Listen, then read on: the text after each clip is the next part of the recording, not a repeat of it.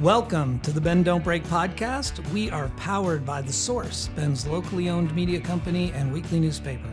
This podcast is our eddy in the rushing waters of local journalism. We are glad that you're taking some of your time to listen to us chat with the people who shape our local community. Support us through our member program at bensource.com. Thank you to our presenting sponsor, RE/MAX Key Properties, a family-owned full-service real estate brokerage specializing in residential, luxury, commercial, new construction, and ranch and land properties. Their new state-of-the-art facility at 42 Greenwood Avenue is a modern, collaborative space and the new home of the Bend Don't Break podcast recording studio. I'm Aaron Switzer, publisher of The Source and producer of this podcast. Thank you for joining us. Today, we have Katy Brooks. We're catching up with someone who's no stranger to our listeners. Second time Bend Don't Breaker. Katy has just stepped into a new role as the City of Bend's Economic Development Officer, where she'll lead strategies to grow jobs, strengthen the local economy, and support a thriving community. Katy, thanks for stepping in with us again today. You bet. So, going from the head of the chamber over to this new role in the city, what was your motivation there? Why step into something? I mean, because you're creating this from the ground up, and I know there's excitement there, but you're also old enough to know that. I beg your pardon. And I would say that someone who'd been 5 years in, but that this, there's a lot. There's always a lot more there than is in the job description. You said it. Right. And drop mic. Right. Yeah. There's a lot of work there. So what motivated me to do this is I really do love economic development, which was a big part of what I did at the chamber. But I actually wanted to do the things, and that's what I wanted to concentrate on. Yeah.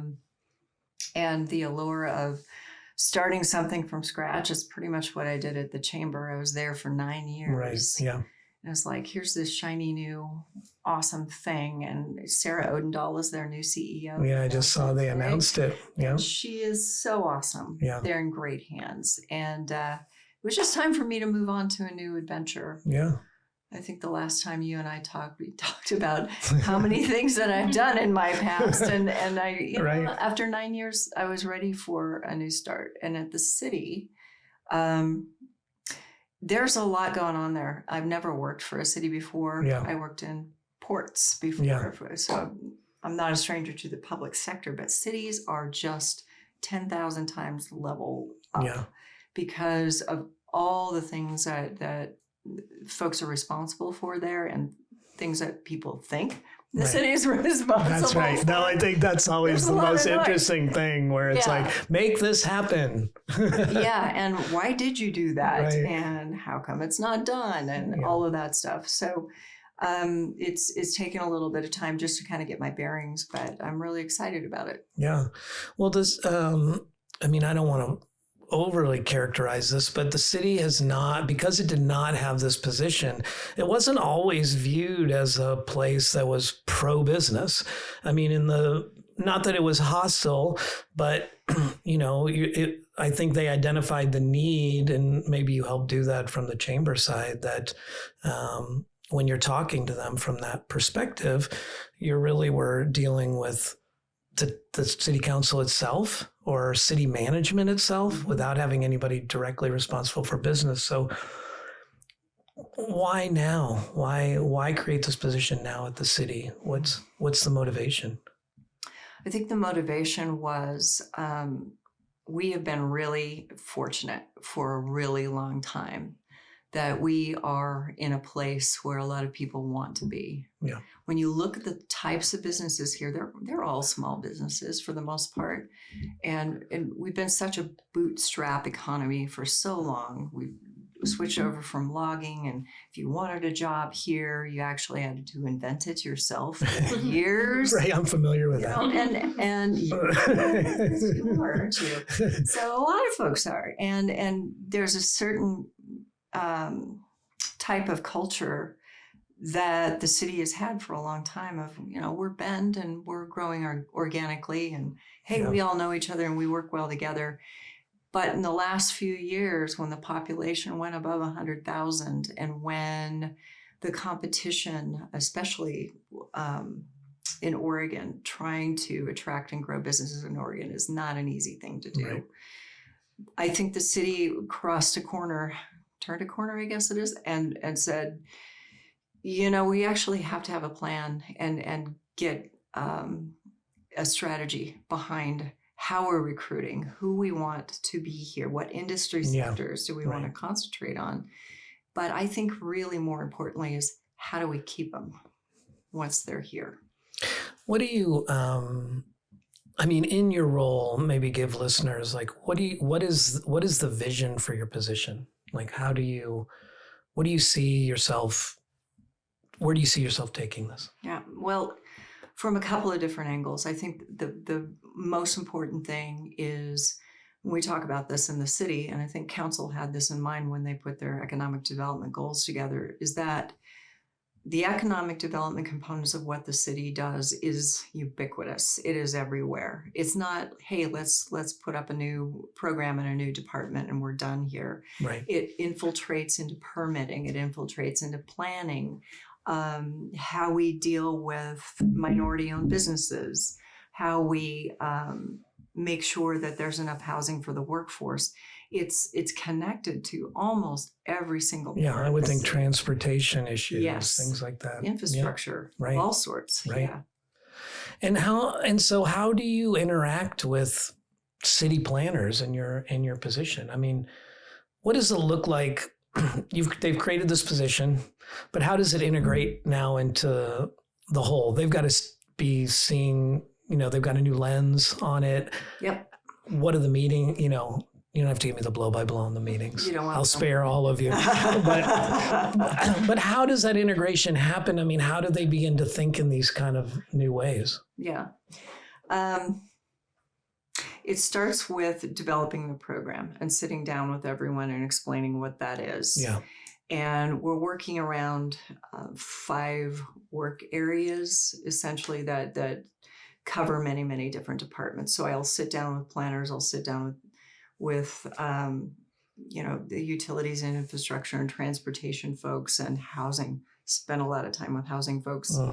And we look at it through the lens of, okay, the first category, let's call it retention, growth, and recruitment. Okay. What types of things? Where are we lacking? And is that a housing thing because we try to recruit and we can't get anybody to live here because nobody can afford it? Right. Is it I'm having trouble getting my permit through and I just need somebody to explain to me how I get to the next step? Is it I'm a small business and if I just had $5,000, I could buy this piece of equipment and then I'd stay in Bend if I only had this. Yeah. Should we be doing small business grants? It's that whole conversation around a concept. Right. Another concept is doing what we can to make this a city where everybody is welcome and you can live here and you can have a job here. And that again has overlap in housing. It has overlap in workforce and skills development. Understanding how is AI and technology influencing the skill sets of folks who start a job at entry level and we want a pathway up the food chain. There are things that we can do with our partners out there to make that happen. We have 3 urban renewal areas that are a separate entity from the city, embedded in the city. Right. That use different tool sets that incentivize other types of development in the central district. Yeah, I was going to ask. So very busy. Do you liaise with the Bend Central District and work as an intermediary or I say intermediary, but they're communicating with you about the things they need to get themselves going in Central District Business Association. Yeah. And those. Yeah, we have Cyrus Mooney. He belongs to that group. He goes every time they meet. I'm working with the borough, the Bend Urban Renewal Area, to put together a new plan. There's many moving parts to it, but the bottom line is not enough is happening in the core area. So the strategy has to change. So we're going to take a look at the value of, first of all of the city assets. So we own 3.2 acres in the core. We own almost an entire city block downtown. We need a bigger city hall. We have all this land. What's the highest and best use for this land to ignite the activity that we want to have happen in those areas of town? And it may be a city hall. It may be something like a mixed use or some sort of other type of community-centric use. Yeah. And that activates that. And we have the Hawthorne Orville crossing going in, and spoiler alert, Franklin Underpass is going to be completely redone. Oh, wow. And closed down for a while while we do it. Yeah. And so the end of the day, make it People easy. love to hear that. I know. I'm so glad I'm you broke super that stoked here. myself. Yeah, right. There will be. Cannot wait. I can tell that just no one's going to comment and just go right I'm over. going to find a corner and rock and suck my thumb for a few months. Right. Just try it. It's Katy. Katy closed the Franklin over. It was all my fault. But anyway, so taking a look at that and asking ourselves, okay, if we're now an economic development instigator, we need to be an investor. Yeah. So we need to get something vertical out of the ground, not just a bridge and not just a new street. Buildings with people in those buildings. Well, that's been the Central District's kind of back and forth. Yeah. Did people run the old Heritage Square plans by you? Have you ever seen those?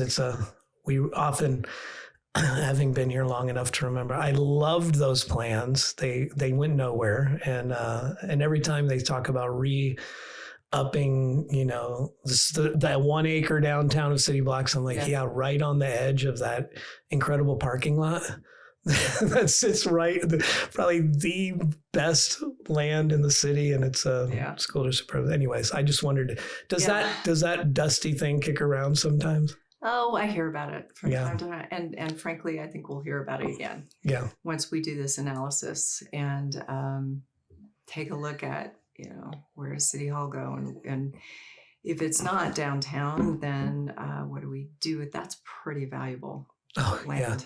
And it's time to do something about it. So we're going to take a look at that. So I'm fully expecting that to be dusted off and talked about again. This is the NIMBY of me, because Sortis Building is just off there. I'm like, a nice fountain and a park and a place for people to gather and do lunch. And so closing Franklin and rebuilding it is mine, and then Heritage Square will be That's Aaron. right. If it comes back, it was me. You heard it here first. I won't be hiding somewhere sucking my thumb. So he'll be by the fountain. I'll be by the fountain, dancing around. Well, and shout out to Cyrus Mooney, who we had on here, who continues to be moved from the chamber and is now, you followed him, harassing him. We're everywhere. Yeah. But I was also curious, so in your new responsibilities, you're talking about coming up with investments for, that would be a new role for the city. I mean, procuring funds. I mean, they do it for some events and for some smaller stuff like that, but this would be really like a kind of a grant program, or the small business grants. Yeah. That's one of the tools in the toolbox we're considering. One of the strategies is, let's just to paint a picture of what we're thinking. So you're a small business inbound. You don't have to be traded sector. You could be service or professional services, something. But you put your roots down here and you're trying to grow and stay. Right. And but for X amount of money, can't be a lot, but X amount of money that would allow you to take it to the next level and stay in our city. And I think that's a really rich environment to start exploring what role the city could have with the retention piece in mind. Yeah. Well, so if I am understanding this correctly, let's say there's a company like Jackstraw, and they're coming to the community and they're looking to navigate, we want affordable housing. We want to be part of the solution. Are you the nexus for that person as they're coming into town? Do you meet with them? Yes, absolutely. Yeah. Yep. That would be the role. That's the role.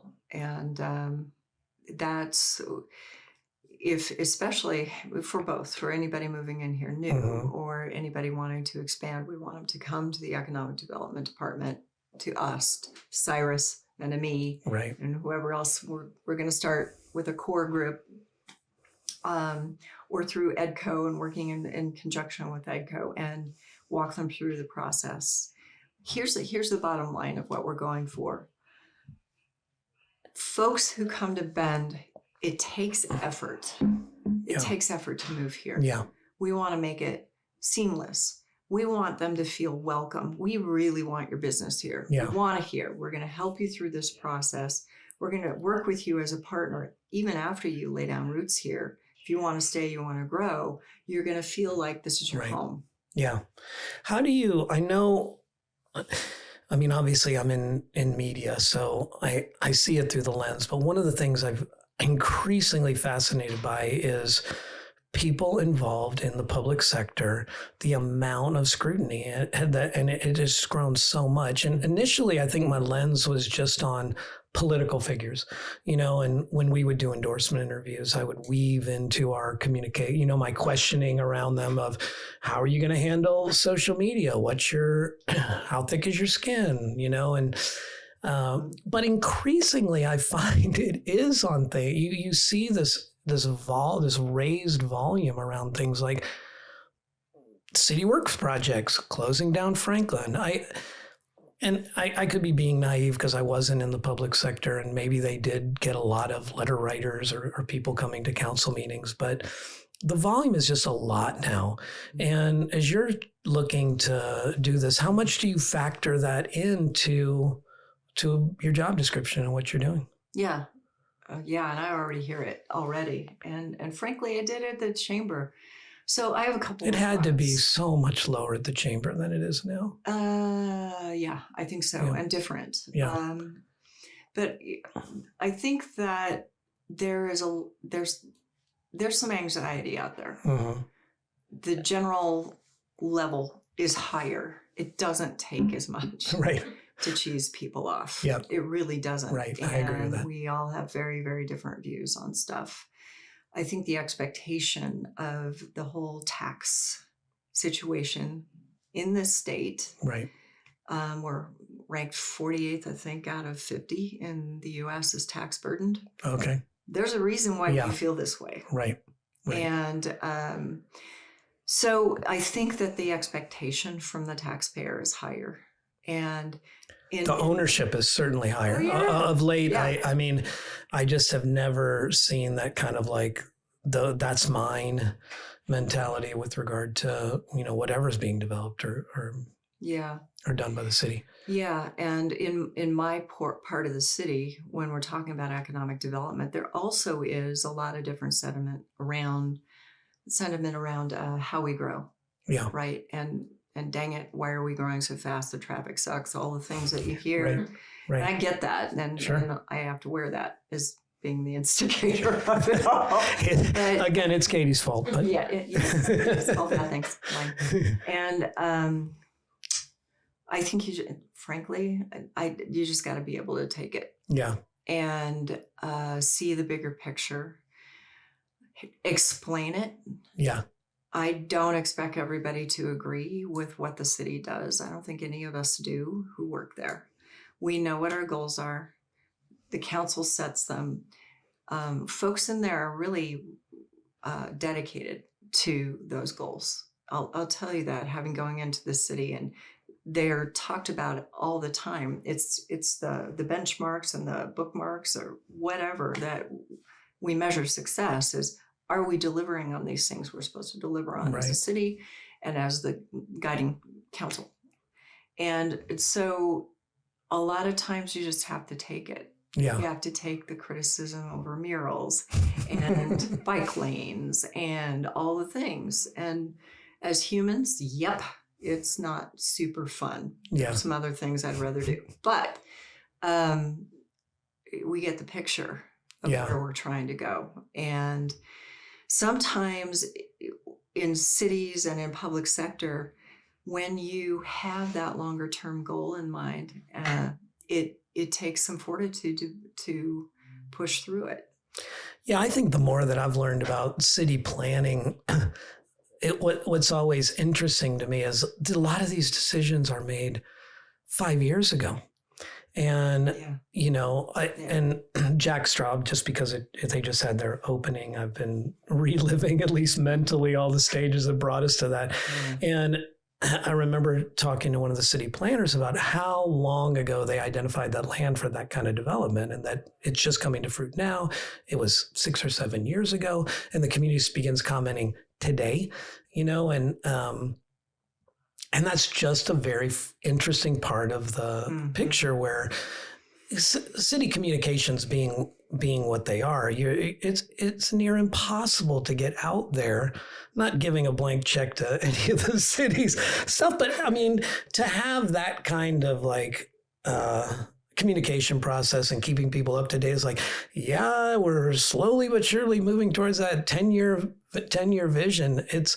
I don't know how you bring people along, in that way. All you can do is the best you can do. We are barraged, with so much media, right. Social and otherwise. It's just, it's complicated now. Yeah. There's a lot of noise out there, and my perspective is you got to let them complain because it's hard to track this stuff when you work in it every day. Right.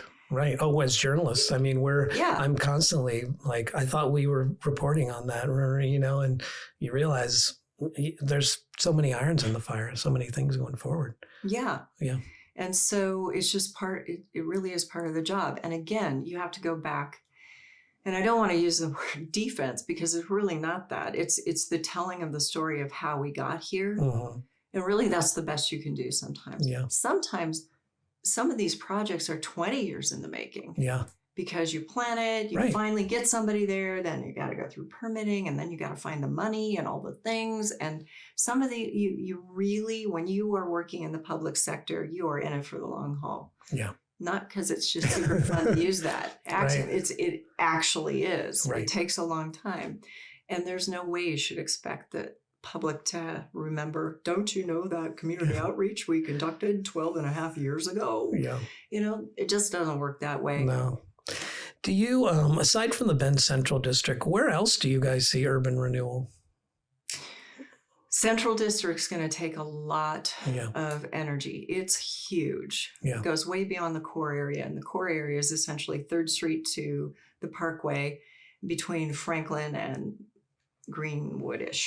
And then the Central District is much, much bigger than that. Yeah. And that is true urban mixed use redevelopment. And that takes multifamily housing. We need people to live there. Yeah. And mixed use and all sorts of facilities that draw people in. Yeah. Maker space, places the community can go and do things. We have 2 other urban renewal districts. One's up in Juniper Ridge, and that's mostly focused on industrial activity. Mm-hmm. And boy, do we need it. Yeah. And my former role before I came here as port girl, just knowing that this state lacks industrial lands and the amount of higher paying jobs per square foot in a building is huge when you look at manufacturing and some of those types of industrial activities, light industrial activities. Right. You need to protect that. And Juniper Ridge is doing really well. Oh, great. It's primarily industrial, but it's where Costco is. Costco went in. Do they count that? You count that as Juniper Ridge? Yeah, that's within the renewal. I always think of it being on the other side of 20. It's in the triangle between 20 and 97. Oh, okay. All right. There's more work to be done there. We need more water line, sewer line, infrastructure, things that cost money. But we've started to generate the revenue on the tax, the increment financing that we can actually start now investing in it because it's actually developing.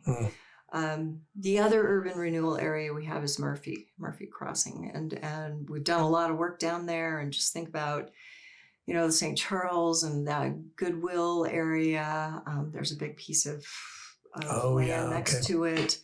The original plan was to put some ramps on Murphy onto the Parkway. So you don't just have to do that drag race start and just like really push it. Well, it's fun. It's part of its charm. I enjoy it. But we've got a really big problem on the north end of town with the Empire overcrossing and not having 20 connected. Oh yeah, 97 in a way that makes sense. Well, that's my morning commute, so I live that. So one of the thoughts that we have right now, we talked about with council a couple weeks ago, was, okay, what if ODOT doesn't have enough to give us to the matching funds for both that connection in the north and the south? The growth is happening right now in the north. It's pretty bad. And so the thought is that we build that connection, a new ramp up there in that north connector, and then get back to the south end. Well, I remember when they were doing that whole build and we were going through there, and I kept going, you'd be driving over the highest point, you'd look down and you'd think, okay, how are they going to bring the traffic from Sisters onto the Parkway? Or it must be that. And then when they finished and they packed up and left, I was like, they forgot a third of the project. Like, this is still coming into the traffic light. So I just forgot about it. Right? That's how I felt. It really did feel like that. Was like, oh, well, it's 5 o'clock. We got to go back. Are we all done? Yeah, this looks good. Right. So that connection needs to be made. Yeah. And so that's moved up the priority. Oh, good. Yeah. Well. So that's going to be Aaron's project. I will begin now to put pressure through the newspaper for my commute. Aaron's Fountain downtown. Yeah, my fountain. Aaron's connection to Highway. My connection, my on-ramp by Murphy. Got it. Well, Katy, you got a lot on your plate.